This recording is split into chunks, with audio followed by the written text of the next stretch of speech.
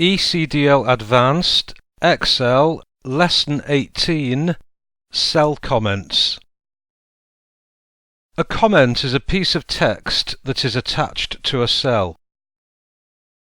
Depending on which options are set, comments are not usually displayed on the worksheet, but a comment indicator, that's a small red triangle, shows where the comments are.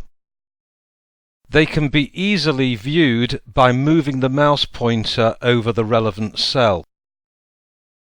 So I've opened the workbook Comments, and some of the cells on the sheet have red triangles in the corners. These cells have comments attached. Place the mouse pointer on cell D7, and as we leave the mouse pointer over the cell for a little while, a box will appear containing the comment for that cell.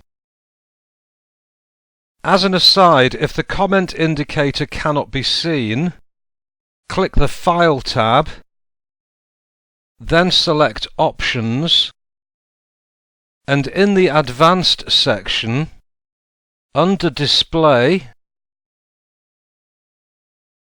the No Comments or Indicators option hides both the comments and indicators.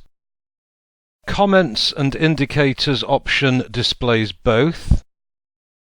And if we select the Indicators only and Comments on hover, then that's pretty self-explanatory, and for this example, press OK to accept that. Place the mouse over the other cells containing comments in turn and view them.